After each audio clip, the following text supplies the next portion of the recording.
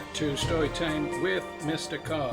I hope you continue to stay safe, washing your hands regularly, doing as you're told, and doing any work that you can via seesaw.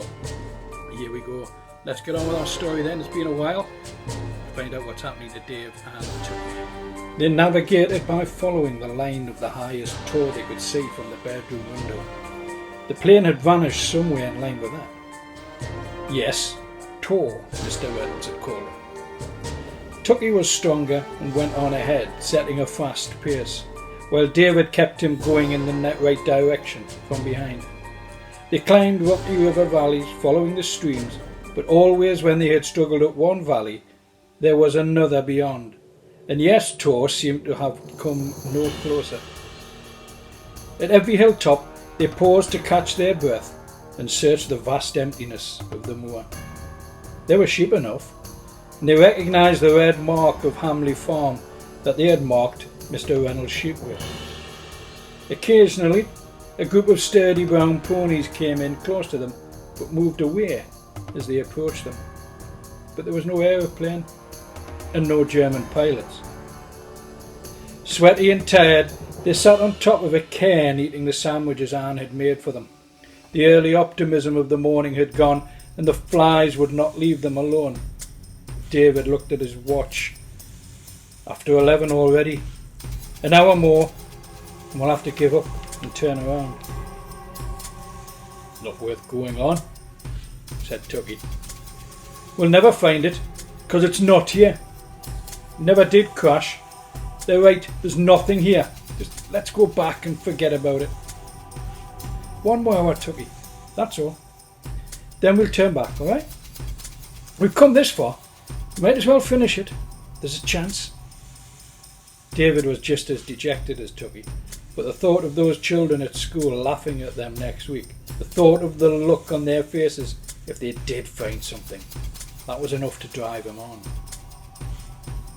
At midday, under the blazing sun, having nothing but a few lizards in sight, they finally turned round and headed back towards the farm. Both of them had given up now, but David was still not going to admit it. As a matter of course, they still searched the valleys and hills around them, but they were just retracing their steps and all hope had gone. They wanted only to get off the moor and forget the whole business. As far as possible, they followed the same tracks, but they took some shortcuts as they trudged back down the hills, recognising landmarks ahead and making straight for them across country. On the way out, they had kept close to the path Mr. Reynolds had shown them, but on the way back nothing seemed to matter anymore and they just wanted the quickest route home. David was leading now, and Tucky trailed behind him, dispirited and silent. But it was Tucky who suggested that instead of following the river to the stepping stones at the foot of the valley, might as well cross higher up and cut off the moor. Tucky was first in the water, holding his boots and socks above his head. "It's easy," he said. "Come on, you can do it." "Too fast for me," said David, watching the water foaming furiously around Tucky's legs. "I'll go on down the stepping stones and cross there like before." David wasn't scared. It was just a feeling that the water looked too fast as it whipped around the rocks. Tucky was stumbling from stone to stone, and when he got to the middle, he turned around and waited for David to join him.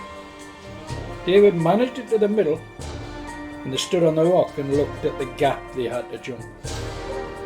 "I'll go first," Tucky shouted over the roar of the water. The gap yawned wide, frothing and swirling, but Tucky leapt and landed easily enough on the plateau of rock on the other side. He turned, balancing precariously, and beckoned David. David screwed himself up for the jump, trying not to look down into the water. "Jump upwards," he said to himself. Once he nearly went, but he held back at the last moment. "Come on, Dave, you can do it. Just jump." David took a deep breath and jumped, but his foot slipped behind him on the rock and he fell forward into the water. He heard Tucky shouting and looked up to see his outstretched hand. His feet struck out in panic and the water pulled him away. His fingers reached out for the rock above him, but then the water closed in over him and he was dragged irresistibly downwards. He tried to cough the water out of his lungs, but more was coming in all the time and he couldn't seem to do it. He came up once into the brightness of the sun and Tucky was running along the bank screaming something at him. Then the water whisked him round and his back thudded into a rock and he was underwater again and his boots seemed heavy. Then he remembered he couldn't swim, and it came to him coldly that if he couldn't swim, then he would drown. He screamed in his terror and the water poured into his mouth, cutting him short. The more he kicked, the deeper down he went. He came up again, arms flailing. Tucky was standing there watching, his mouth wide open. An arm was around his neck and another under his shoulders, and he was being dragged back against the force of the water. He struggled, but the grip tightened fiercely and he was pushed under the water. I'm drowning, he thought. And Tucky's just standing there. He can swim. I've seen him at Birchington. Why doesn't he help me? Why doesn't Tucky help? So there you go. Will David be saved? We'll find out in the next exciting instalment of Friend or Foe by Michael Morpurgo. I hope you're enjoying the story. If you are, contact me on Mr. C at Broadwood on Twitter. Contact me if you're in Slytherin on the Seesaw. Stay safe and we'll speak to you very soon. Bye bye now.